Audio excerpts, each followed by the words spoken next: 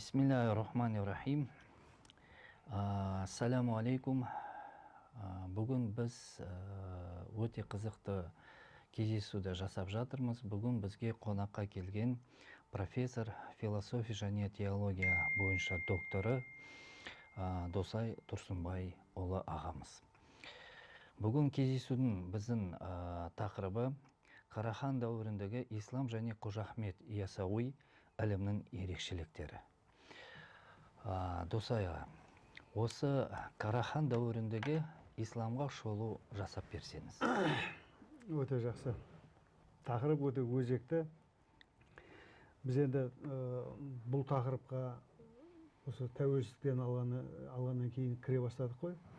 Бірақ бізден бұрында кіргендер бар. Франция мектебі, Ленинград, баяғы Петербург мектептері. Сосын біз 7 жыл Түркияда жүргенде көрдік. Осы Қараханды зерттеу қалай жүрген, қалай жүзеге асқан. Сонда байқағаным, өзі кеңістік, уақыт, адам 3 категория бар. Кеңістік тұрғысынан көбінесе Түркияға қараған кезде Саудия, одан кейін Ирақ, таяу шығыс, одан кейін Хорасан, одан кейін Мауреннахр, одан кейін Ферғана, содан кейін Фараб болу керек. Фараб деген ол біздің кеңістік.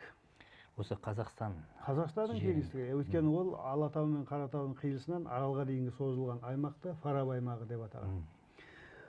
Бұны 1904 жылы Адам Мец, мысалы, мусульманский ренессанс деген кітап жазған.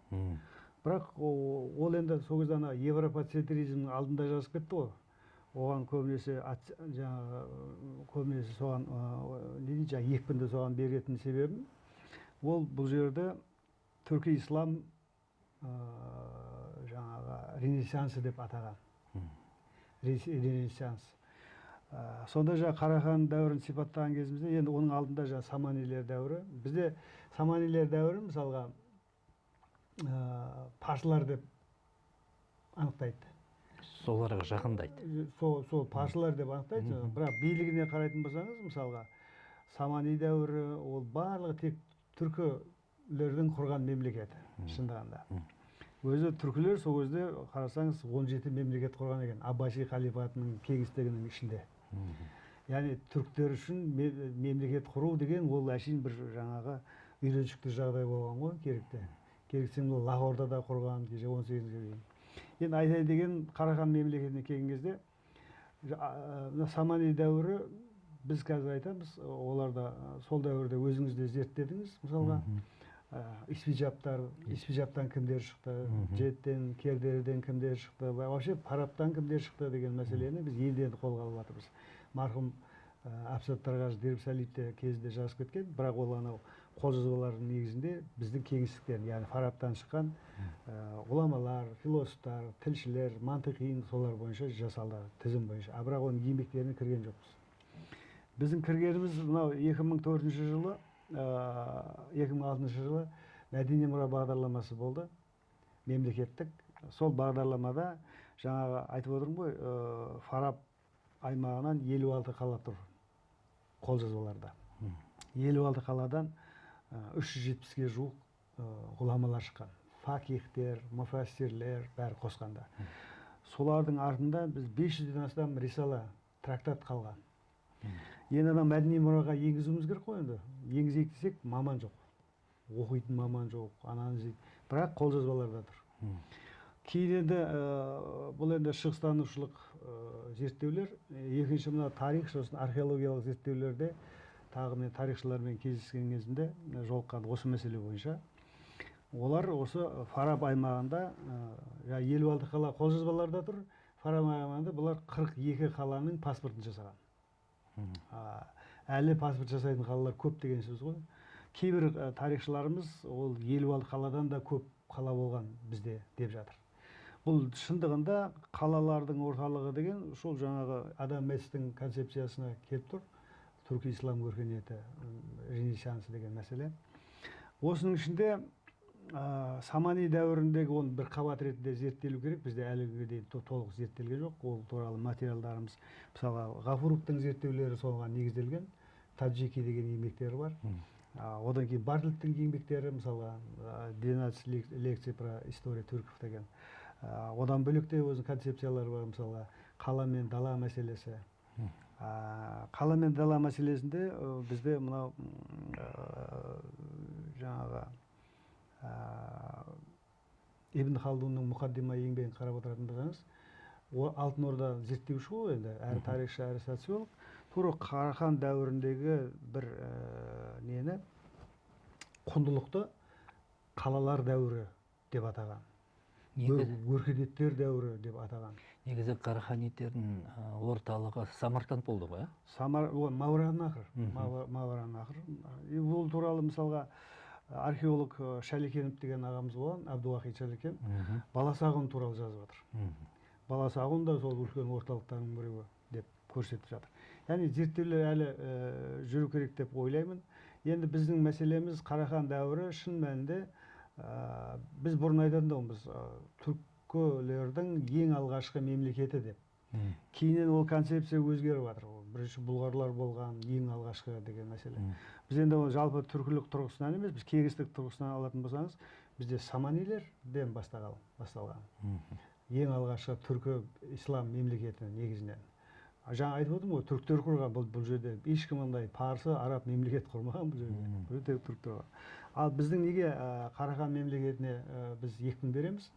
Себебі ол жерде біздің түркі тілінде әдебиеттер, тәпсирлер, Құранның аудармалары, одан кейін медреселердің орнығуы, теккелердің орнығуы, міне осы құбылыс біз үшін өте қызықты. Сондықтан біз Қараханды біз таңдап алып отқан себебіміз сол. Ерекшелігіне келетін болсаңыздар, мынау ислам дін ретінде, өркениет ретінде, саясат ретінде бұл жерде өзінің нормаларын құра бастады. Шын мәнінде. Сондықтан біз Қараханды бірінші жаңағы қабат ретінде зерттеу, яғни яссауи болғаннан кейін тақырыбымыз, сонымен байланыстырып айтып жатырмыз.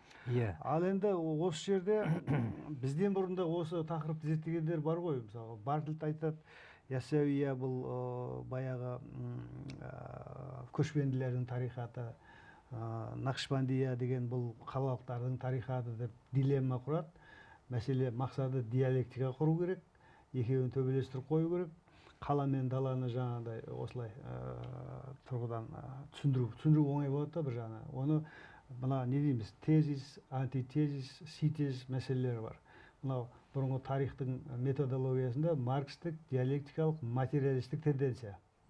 Сол методты қолдану керек, басқа түрі жоқ мысалы. Мен соның Бартольдтың сондай концепциясын байқамай, оның түпкі негізін білмей, эпистемологиясын байқамай қайталап жүрген тарихшыларымыз көп бізде мысалға. Мынау қаланыкі, мынау даланыкі деп. Исламда мен жаңа кімді Ибн Халдун несін айтып отырмын? Ислам өркениетінде тұтастық бар, таухид бар. Қала мен дала, жан мен тән, жақсы жаман деген жоқ, ол бір картина, бір тұтас картина. Түсіндіңіз ба? Сондықтан өзіңіз қараңыз, ислам мемлекетінің алғашқы құрылуында мысалға Мәдина қаласы мысалға исламның орталығы болды ғой, иә? Сол Мәдинасының айналасында 360 тайфа, бәрі бәдәуилер. Яғни қала мен даланың тұтастығы қалай қалыптасты? Ислам мемлекетінің ерекшелігі, шаблоны қайдан келді деген кезде біз этимологиясын содан аламыз. Одан ары қарай қарасаң Куфаға кетті, Басраға кетті, одан кейін Бағдадқа кетті, одан Ирақ қарасаң. Міне осы жерде біздің түркілер өзі араб, өзі ислам өркениетінде 3 қабат қой, араб, ажам, атрак. 3-ші қабат фаал белсенділігін алды. Қай ғасырда? Ол ғылым дамыған кезде, өркениет дамыған кезде.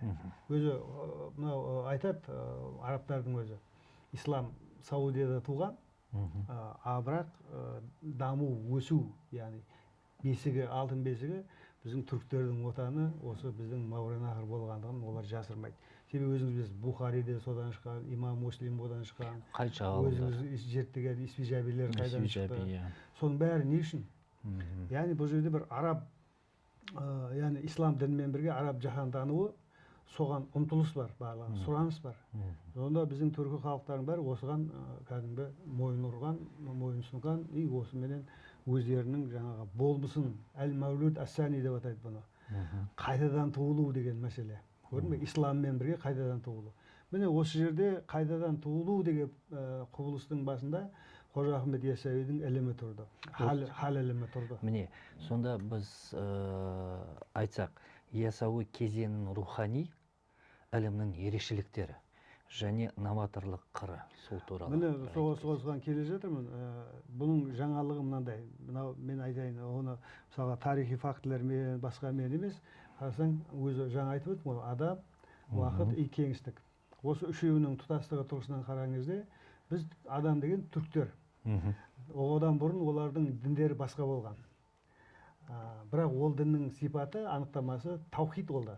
Монизм, яғни монотеизм деп атайық. Монотеизм деп атайық. Таухид деген енді ислами. Монотеизм деген бір тәңірлік, бір құдайлық дін деген мағынада. Енді сондай сипатта, монотеистік діни сипатта бола тұра, ислам да монотеистік дін. Неге исламды қабылдады деген мәселе бар. Міне осы жерде тұлға мәселесі, шахсиет мәселесі алға шығады. Исламнан бұрынғы біздің монотеистік діни түсінігімізде бұл деизм басым. Деизм деген не деген сөз? Түріктердің барлығының тәңірісі бар, бірақ ол тәңірі менен Алла арасындағы қатынаста шахсиет тікелей байланыс құра алмайды. Неге? Бір семья бар, әулет бар, сол әулеттен тек қана қамдар шығады, и сол қаммен де, қоғаммен де байланыстырады. Яғни ортада бір не бар, звено бар. Исламда ше, исламда Алла деген сенің күре тамырыңнан да жақын. Аятта тұр, көрдіңіз бе? Яғни сен Аллаға тікелей сұхбат құра аласың. Исламнан бұрынғы біздің тәңір түсінігімізде олар жаңағы сөйлемейтін тәңірлер олар. Исламнан кейін ол калим, мысалға Алла деген, сөйлеуші, келам деген ғылым бар бізде. Сөйлеуші деген кезде адамның Алламенен тікелей байланысы, мысалға ол ғибадатында көрінеді, одан кейін дұғасында көрінеді, мінәжатында көрінеді, жұмысында көрінеді, ойлау жүйесінде көрініс беріп жатыр, көрдіңіз бе? И мәтінде ол туралы бүкіл информация бар, көрдіңіз бе? Сонда исламның новаторлығы, яғни Яссауидің осыған алып келген новаторлығы деген сөз, адамды тұлғалыққа бастау деген сөз. Яғни мен деген категорияны алға шығару керек. Көрдіңіз бе? Ислам. Яғни бізде әл-Мәулуд ас-Сани трансформацияға ұшыратқан ілімнің аты хал ілімі деп аталады. Ол ілім осы Қожа Ахмет Яссауи бабамыздың бізге қалдырып кеткен мұрасы. Сонда бағана сөзді нұқталайық, нүкте қояйық. Дала мен қала деген кезімізде соның тұтастығын апарған ілімнің атын біз тарихат, тасауф деп атаймыз. Ешқандай қала мен даланың тұтастығында мысалға хадисті, фықхты, фәлсафаны, келамды біз айта алмаймыз. Неге? Себебі олар адам, жаңағы адам, одан кейін уақыт пен кеңістікте тұтастыққа ұмтылатын, былай социологиялық тұрғыдан ұмтылатын ілім, бұл хал ілімі тұғын. Яғни жамаат, тарихат мәселесі, көрдіңіз бе? Исламда ондай бастау бар ма? Бастау бар ғой. Оның бастауын біз не деп айтамыз? Жамилер, мәсжидтер деп атаймыз. Бірақ жамилер, мәсжидтер қай жерде болды? Ол қалада болды. Азан қай жерде болды? Қалада болды. Бірақ даланы, қаланы тұтастандыратын негізі болды. Зәуия, текке, ханакасымен қоса жаңа функцияны алған ілімнің аты хал ілімі, илмул хал. Сондықтан біз Қожа Ахмет Яссауи не үшін біз тек қана біз ғана емес қой еді. Татарға барсаң, башқұртқа барсаң, түркменге барсаң, қырғызға барсаң, өзбекке барсаң, Түркияға барсаң, ортада таяу шығысқа барсаңыз, бәрі осы илмул халды айтады. Қожа Ахмет Яссауи деп атайды. Яғни қараңыз, бұл не деген сөз? Бізде оны тарихта үш қабат бар өзі. Тарихи сенім, тарихи таным, тарихи тәжірибе деген. Сонда бізде біздің санамызда тарихи тәжірибе санамызда тұр. Тарихи санамызда. Тарихи таным көбінесе деректерде, қолжазбаларда, агеографиялық мәліметтерде, бірақ біз ол мәселе бізде кемшін тартып жатыр, шын мәнінде. Барының өзін біз архивтерден әлі шығара алмай жатырмыз. Әзірге біз осындай қорытынды жасауымызға тура келеді. Тағы да бір мәселе, ол түрки исламның танымның қалыптасуындағы Яссауидің орны. Соған не дейсіз? Бұл енді қазір дін феноменологиясы деген арнайы пән бар бізде. Кез келген дінді құбылыстық тұрғыдан зерттеу керек. енді көп қой уже дін социологиясы, дін психологиясы, дін антропологиясы бөліп тастаймыз. Дін құбылысы феномен деген мәселе бар. Құбылыс. Яғни бізде жаңа үш қабаттың өзі үш түрлі құбылыс ол шын мәнінде. Себебі ол жерде кеңістігі бар, процесі бар, иә? Ондай. Әркімнің ислам, мысалы парсының, арабтың исламға кіру процестері әртүрлі. Біз бірдей емес шын мәнінде оны қарауымыз керек. Неге? Себебі мынау имам Азам Абу Ханифаның фықх фәлсафасы бар. Фықх. Бұнда мысалға сәбабы нұзул бар ғой Құрандағы, мысалға Мекки мәдени аяттардың сәбабы нұзулы, одан кейін иллиятты көрсетіп жатыр. Себеп болу керек. Себептері. Сол себеппенен Тұран біздің топырағымызда себеп сәйкес келетін болса деп жатыр. Шарт қойып жатыр, көрдіңіз бе? Сәйкес болмаса, онда алмаймыз деп жатыр. Бұл не үшін? Бұл бағанағы кеңістіктің ақиқаты, уақыттың ақиқаты.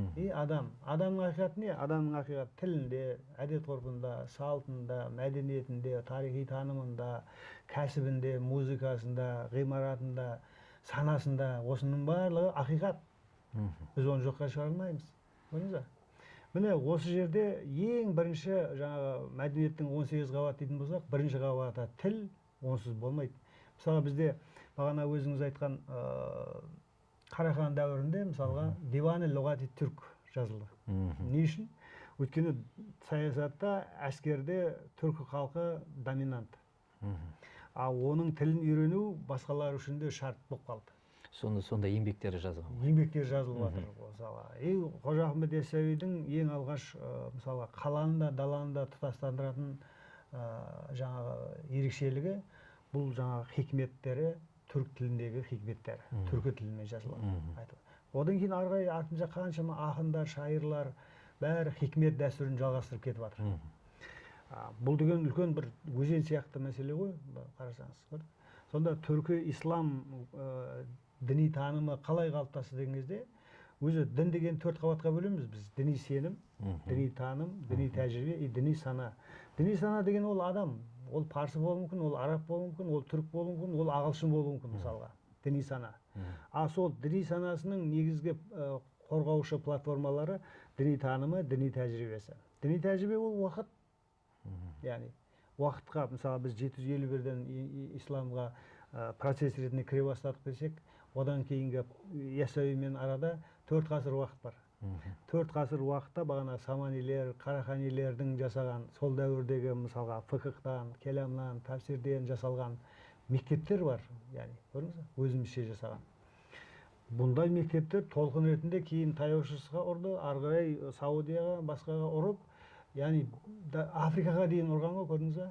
Не үшін Африканың саяқтары жаңағы осы Баттутаны қарашы. Қанша 1000 километрден осы жерде жүр. Неғып жүр ол? Себебі бұл жерде құндылықтар, ғылым туралы құндылық, техника туралы құндылық, технология құндылық, тарихи кеңістікті зерттейтін методтар, мысалға. Ибн Халдун неғып жүр? Орта Алтын Ордада неғып жүр мысалға? Африкадан келіп. Себебі бұл жерде нағыз үлгілер осы жерде. Бәрін тұтастандырып жатыр. Оның Ибн Халдунның бір еңбегі араб, ажам, атрак, яғни исламның өркениетінің бір екендігін платформасын жасап, социологиялық тұрғыдан көрсетіп жатыр. Сондықтан түркі ислам өркениеті, немесе түркі ислам мәдениеті, діни танымы деген кезімізде біз осы процестердің бәрін тұтас айтуымыз керек. Тек қана Яссауи ғана осылай әрекет етті емес. Яссауи келе жатқан ғасырларын, келе жатқан тәжірибені өзінің ілімінің негізінде трансформация жасап көрсетіп жатыр. Тілді алға шығарып жатыр, көрдіңіз бе? Оған біздің мәзһабымыздың өзі рұқсат беріп тұр. Имам Азам Абу Ханифаның фықх мәселесі қарасаңыз болса. Яғни шариғатсыз тариқатқа кірме зинхар деп тұр ғой Яссауи. Яғни шариғат, тариқат, марифат, ақиқат деген концепциясы біздің осы түркі ислам діни танымының негізі. Біздің анау қазір біздің президент айтып жатыр ғой, дәстүрлі ислам деп, дәстүрлі ислам деген кезімізде біз осы Қожа Ахмет Яссауидің ілімін айтамыз, халилін айтамыз, оның құндылықтарын айтамыз. Қазір бүгін Абайда да, Шәкәрімде де, Мәшһүрде де, бүкіл біздің мынау ишан дәуіріндегі қазақтың ойшылдарының барлығында осы шаблон сақталған, айны қатесі сақталған. Ұғымдарымен де, принциптерімен де, идеяларымен де. Енді осы ғалымдардың арасында сол Қараханитердің кезінде және одан кейін Қожа Ахмет Яссауидің қатты әсері көрінеді ғой. Иә, ол әлі күнге дейін жалғасып келе жатыр. Әлі күнге дейін. Өйткені қалай көрінеді? Біз Қожа Ахмет Яссауи деп айта береміз, бірақ бұның мынандай мәселе, бұның платформасы бар өзінің. Яссауидің өзінің ілімінің платформасы бар. Мысалға, фикх сияқты, тәфсир сияқты, келам сияқты. Ол платформаны біз тасауф деп атаймыз. Тасауфтың негізі. Ол тасауфтың мысалға жаңа уақыт тұрғысынан қараған кезде, оны біз тарихи тұрғыдан талдауымыз керек. Ең алғашқы дәуір, мысалға 8-ші ғасырға дәуір зух дәуірі деп атаймыз. 8-ші ғасырдан 11-ші ғасырға дейінгі дәуірді тасауф дәуірі деп атаймыз. Құшайрилердің дәуірі. Себебі ана тіл шыға бастады. Хал ілмеді ғой. Кейін оны түсіндіруге мәжбүр болып қалды, мысалға. Өзінің ішіндегі құбылыстарды, психикалық, психоаналитикалық құбылыстарды жеткен кемелдік деген мәселе өлшем шығып жатыр. Аллаға деген махаббат қалай оны анықтаймыз, мысалға. Ғашық болып қалдым деп жатыр, мысалға. Міне осы кезде тасауф дәуірі. Одан кейін негізгі өте белсенді фаал дәуір тарихат дәуірі 12-ші ғасырда басталды. Көрдіңіз бе? Сондықтан біз айтамыз, 12-ші ғасырда осы тасауф тарихындағы ең мықты кезең осы. 12-ші ғасырдан бүгінге дейінгі жалғасқан дәуірді біз тарихат дәуірі деп атаймыз. Сол тарихат явление құбылыс ретінде Яссауидің ізінде, тарихында, жаңа ықпалында, біздегі құндылықты ықпалында түсіндіруге жарайтын негізгі платформа. Сонда егерде осы мәселелерге қарағанда біздің тарихымызды алатын болсақ, Қожа Ахмет Яссауидің осындай жасаған үлесі өте зор деп айта аламыз. Айтамыз, неге қарасаңыз қараңыз, біз Алтын Орданың мемлекетін кім құрды? Мысалға, Алтын Орда деген қарасаң үлкен бір жаһандық мемлекет болды. Соның құруының басында осы Зеңгі бабалар жатты. Зеңгі бабалар, олар осы Яссауи тарихатының жалғастырушылар, тарихат ретінде. Одан кейін біз қараңыз, біз мысалға қазір теңдесі жоқ, өлшеуі жоқ деп айтайық, теңдессіз бір топырақта өмір сүріп жатырмыз. Топырағымыздың өзі мысалға 5 Түркия сыйып кетеді мысалға. 9 Франция сыйып кетеді деп мақтанамыз ғой біз. Енді осынша топырақ деген кеңістігі, соны қалай иемденіп қалдық біз? Деген кезде бұл тікелей осы Яссауидің жаңағы хал ілімінің постулаттары, құндылықтық негіздерінде сақтап қалдық. Осы далада Яссауидің ілімі, мысалы Зауия, Ханака, Текке, Ленгер деген сияқты орталықтармен осы жерде иерархиялық тұрғыдан байланыс жасалды. Мысалға бізде ұлы жүз, орта жүз, кіші жүз деп атамыз ғой, оның әрқайсысының өзінің кеңістігі бар. Әр ұлы жүздің, орта жүздің, кіші жүздің ішінде рулары бар. Рулар менен шейхтардың арасында байланыс бар. Олар муршид байланыстары бар. Көрдіңіз бе? Біз осыны кешеге 19-20 жаздың басына дейін сақтадық осыны. Әр рудың өзінің қожасы болған. Қожалар феномені тек қана қазақта емес, татарда да бар, башқұртта да бар, түркменде де бар, қырғызда да бар. Біздің түркиялық оғыздар, оларда да бар қожалар феномені. Неге? Себебі ол әр ру бар, тайпа бар, олардың арасында шейх байланыстары бар. Ал бізде кеше 20-ші ғасырға дейін сақталды. Яғни мына даланы біз қалай иемдендік? Міне осындай механизмдермен иемдендік. Бұл практикалық тұрғыдан. Теориялық тұрғыдан қарайтын болсаңыз, мынау Жавахирул Абрарда жазады ғой. Сонда Яссауиде заман, мәкан, ихван, рабты сұлтан деген 4 принцип бар. Заман, мәкан, ихван, рабты сұлтан. Яғни бұл ілімнің қарасаң ұстанымдары бар. Ол әшейін емес, мемлекеттілік ұстанымдары қарасаңыз. Біз қалай қазақ хандығын құрдық? Бізде айтады ғой, кезінде ориенталистер айтты ғой, сендерде мемлекет болмаған, сендерде шекара болмаған, сендерде құқық болмаған, сендер әдет ғұрыппен жүргесіңдер, мәдениет болмаған деп айтқанда, мемлекет те болмаған деді ғой, сауатсызсыңдар деген бәрін биттік қой, басымыз шығып отыр қой. Абай деп қарайтын болсаң, қазір сол жаңағы мемлекеттілігіміздің негізінде рабты сұлтан, Қожа Ахмет Яссауидің ілімінің бас ұстанымдары тұр. Мысалы, шекаралар жаңағы тек біздің шекарамыз мазармен өлшенген. Мысалға, русский мирдің шекарасы шіркеумен өлшенеді, біздігі мазармен өлшенеді. Ол мазар белгілі рудың мазарлары, ол кеңістік, ол жерде қазық қалған сияқты болынады. Соменен кеңістікпен байланыс құрылып жатыр. Көрсетуге болады уже. Иә, ол метафизикамен байланысы бар, сакралды әлеммен байланысы бар дегендей ғой.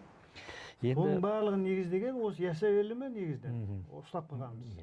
Соған біз шүкір деп альхамдулилля, шүкір деп айтуымыз керек те, сондықтан тарихқа солай қатынас жасауымыз керек.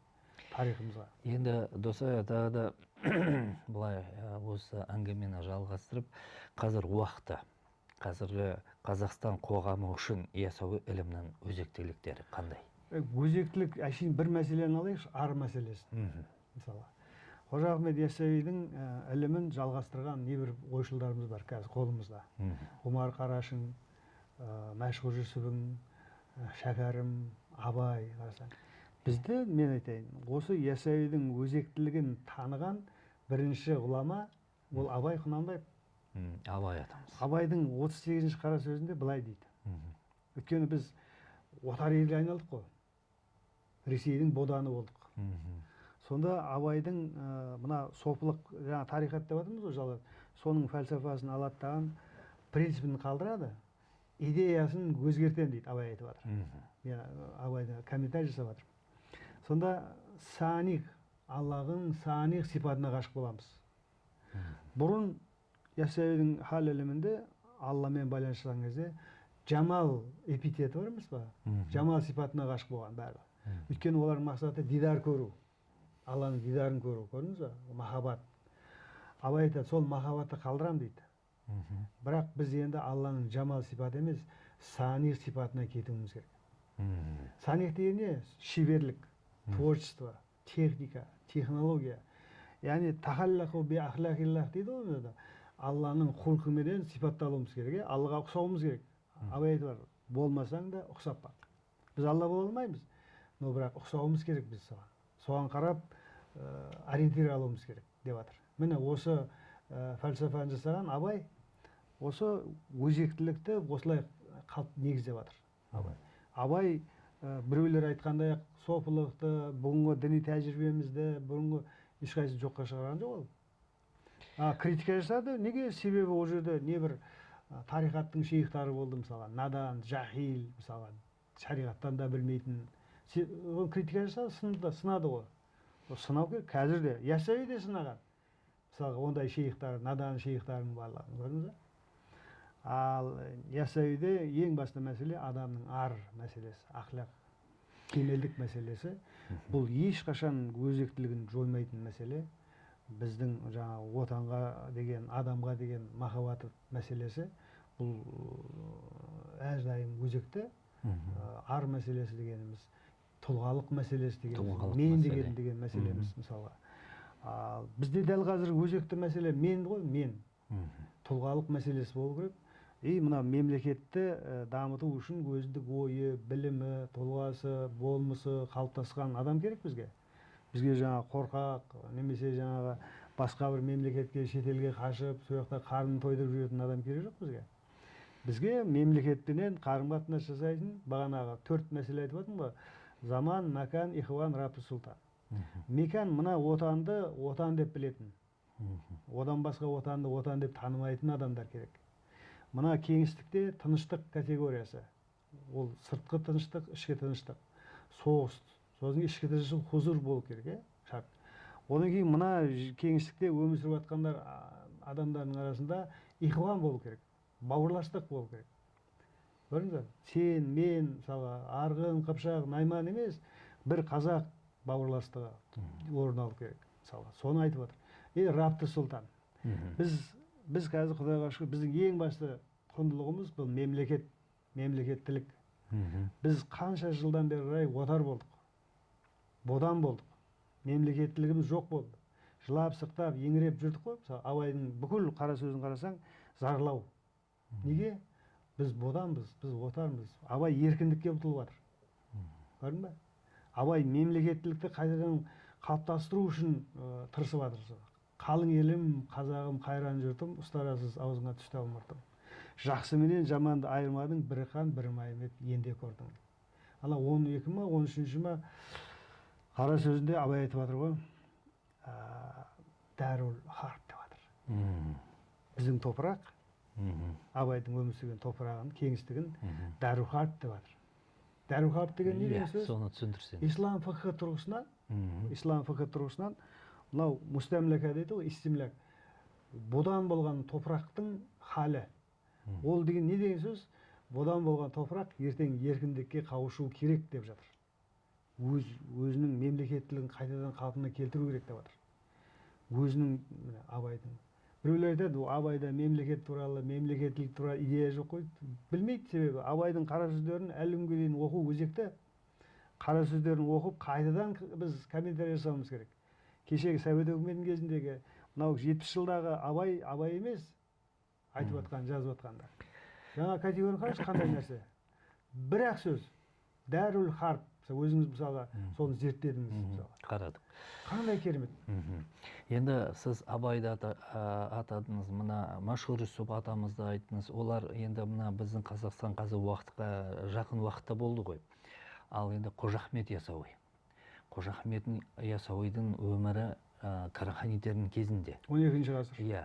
Сонда қазір уақытта көп жерде, ғылыми орталықтарда, университеттерде осы Қожа Ахмет Яссауидің еңбектерін жастарға көрсетеді, түсіндіреді, айтады. Сонда біз қазір қоғамда не көріп жатырмыз? Жай оқып жүргендері бар, одан сәл тереңдеп, зерттеп жүргендері бар, және де онымен еңбек қылып, жұмыс жасап, тереңдеп ғылыми қолжазбаларды көтергендері бар. Осы жағынан қазір заманауи Қазақстанда қандай жұмыстар болып жатыр деп айта аласыз ба? Өте өзекті сұрақ мынау. Себебі бағана айттым ғой, тарих дегеніміз қарасаң, діни тарихи таным, тарихи тәжірибе және тарихи сана туралы қабаттарды қамтиды. Тарихи сана дегеніміз сізбен екеуміз, біз. Тарихи тәжірибе дегеніміз біздің осы кешегі анау жаңа көрсеткен уақыттан бүгінге дейінгі уақыт аралығы. Осы тарихи тәжірибедегі бізге қалдырған мұралар, қолжазбалар, еңбектер, одан бөлек санамызда сақталған мәліметтер. Екеуінің арасында байланыс болу керек. Мысалға сіз мысалға Яссауидің қазір 500-ге жуық аңыз бар, Яссауи туралы. Аңыз. Сол Рашахатул Айнул Хаятта оқысаңыз, ана аңыздармен екеуі идентичны, былай шыққан. Келеді бір. Екеуі бірдей да. Ол бұдан шығатын сөз мынау.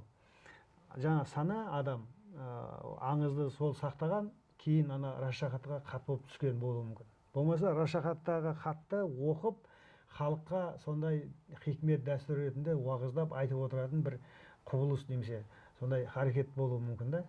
Екеуінің арасында байланыс бар. Демек біз тарихтың жаңа үш қабатын тұтас қарастыруымыз керек. Адамды да, уақытты да, кеңістікті де.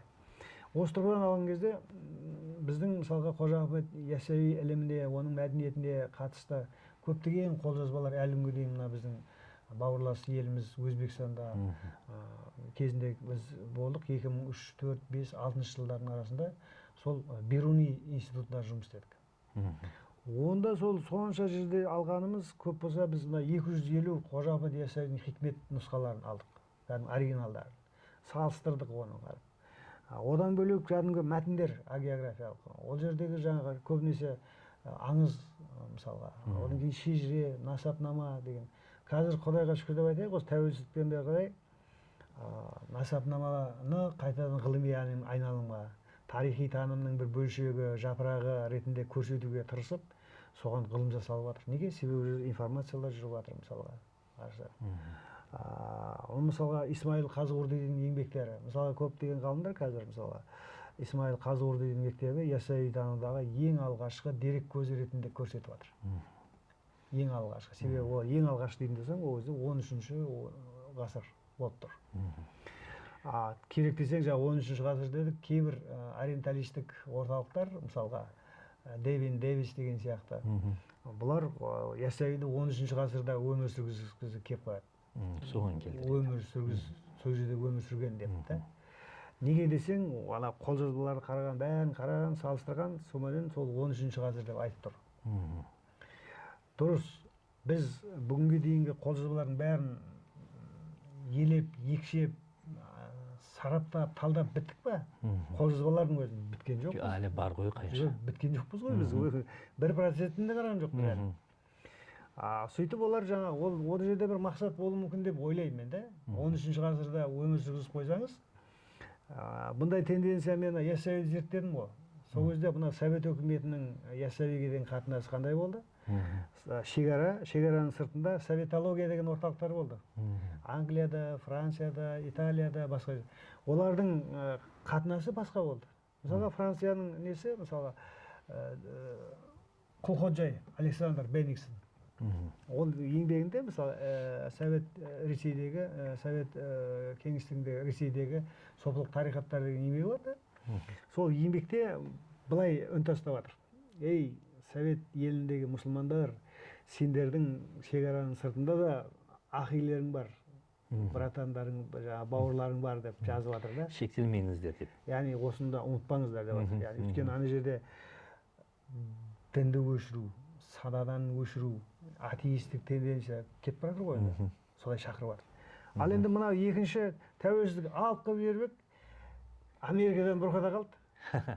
Сөйтті де айтты, ей, сендерде ондай жоқ, братан, бауырластық деген жоқ, ол яссауи деген 12-ші ғасырда өмір сүрмеген ол. Себебі біз тарихат дәуірімен өлшеп жатырмыз ғой. Тарихат дәуірінің номер бірінші адамы Пири Түркістан, Шейхул Машайх, Ахмаду Сани, мысалы Хазіреті Сұлтан, Сұлтан Арифин. Кім ол? Сипаттары түгел, иә? Ол Қожа Ахмет Яссауи. Қожа Ахмет Яссауи. Қожа Ахмет Яссауи, одан басқа ешкім емес, көрдіңіз. Сол платформаны бұзғысы келеді кейбіреулер. Көрдіңіз, ғылымды пайдаланып, позитивизмді пайдаланып. Мен айтамын, сен кеше осы 3 күн болды. Түркістанда мынау археологтар менен архитекторлардың конференциясы болды. Мен қатыстым. Сонда біздің сәулет өнері бар емес па? Сәулет өнері, архитектура. Соны зерттеушілер бар олар. Бұнда қазір Қожа Ахмет Яссауи кесенесі бар ғой. 1397 жылы салынған. 1405-ге дейін салынған. Кім салды? Оны Әмір Темір салды. Әмір Темір. Одан кейін 2 ғасырдан кейін Абдулла хан салды. Оған дейін Әмір Темірге дейін 12-ші ғасырда оның алғашқы мавзолейі болған. Сол туралы жаңа сәулетшілер дәлелдеп айтып жатыр. Яғни қараңыз, сіз қолжазбадан ондай материал тапқан жоқсыз. Бірақ архитектурадан, археологиядан 12-ші ғасырдағы сәулетті тауып, сол сәулеттің үстіне Әмір Темір жалғастырып жатыр. Сондықтан мына Қожа Ахмет Яссауидің еңбектерін жақсылап зерттеу үшін, оқу үшін, білу үшін жан-жақты жұмыстарын жасау керек. Дисциплина дейді ғой, пәнаралық байланыс керек. Тек қана бір бағыт қана емес. Мен мысалға осы Яссауиді зерттей бастағанда бір бағыт жетпейді. Әрине, енді. Тіліңде жетпейді жеке басына, тарихында жетпейді жеке басына, культурологияда жетпейді жеке басына, философияда жетпейді жеке басына. Осылардың бәрін қарауға мәжбүр болдық қой. Жан-жақтан қарап зерттеу. Болмаса болмайды. Енді Досайға тағы да бір сұрағымыз. Яссауи мұрасы, тарихы мен таным мен сана туралы бағана сіз айттыңыз. Соны тағы да бір сабақтастық қандай? Нені айта аласыз?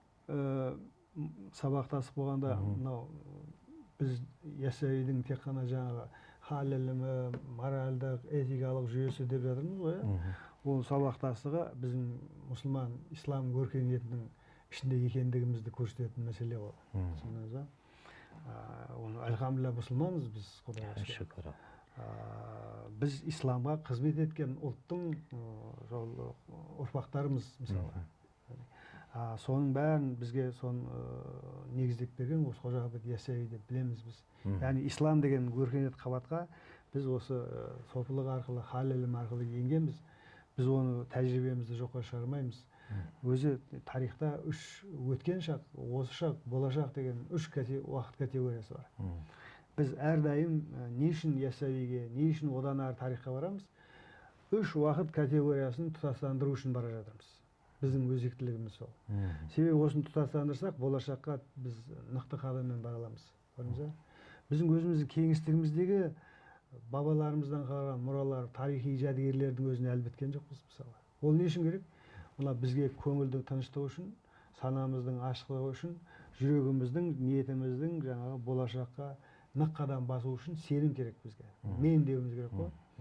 Міне осы Яссауи ілімі арқылы біз мен де аламыз. Мен деп аламыз. осы негізі өте өзектілік. Енді осы біздің кездесуімізді бір-екі жақсы сөздермен аяқталсақ, не дейсіз?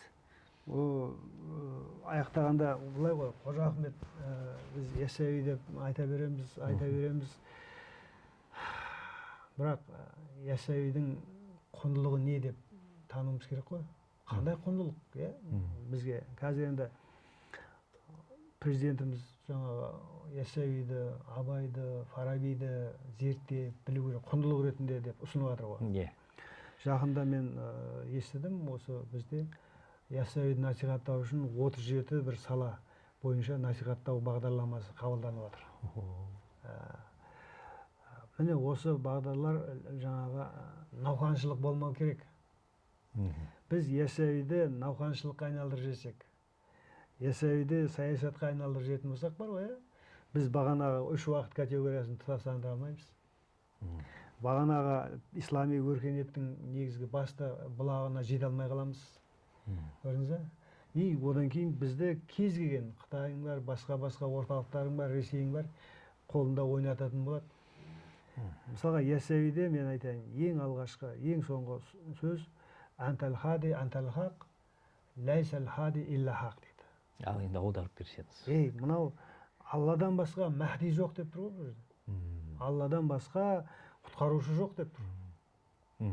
Яғни яссауидің тарихатына, іліміне қазір Түркияда қызығып жатыр. Басқа мемлекеттер неғып қызығып жатыр?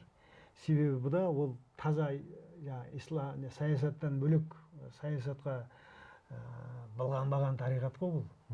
Себебі тарихына қарайтын болсаңыз, Қадирия бар, Чиштия бар, Сухравардия бар, барлығы осы дұға жасаңыз, ең бірінші яссауиге дұға жасайды да, одан кейін барып өзінің пірлеріне барып жасайды. Неге? Себебі ол пири Түркістан. Көрдіңіз бе?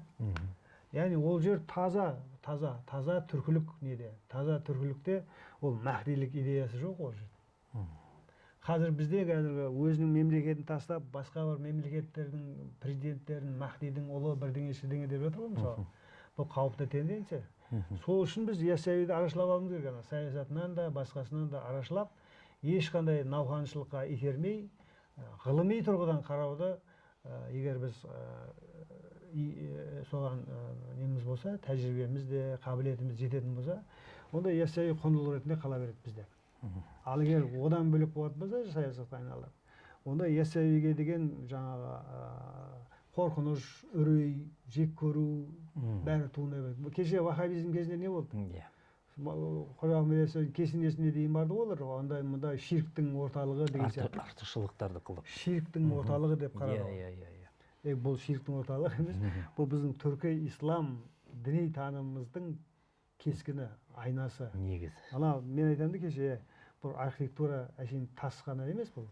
Бұл тасқа айналған біздің іліміміз, тасқа айналған біздің діни танымымыз, тасқа айналған біздің бүкіл өркениеттік мәдени қабатымыз бұл кесене деген, яссауи кесенесі. Оған қатынасты өзгерту керек. Жақсы. Көп рахмет сізге осындай сұрақтарымызға жауап беріп, уақыт тауып. Бүгін бізбен осы сұрақтарымызға жауап беріп, түсіндіріп, айтып, қонағымыз профессор, философия және теология докторы Досай ағамыз Тұрсынбайұлы. Алла разы болсын, сізге денсаулық мықты болсын, аманшылықпен, жақсылықпен кездесіп жүрейік. Рахмет, аман болайық.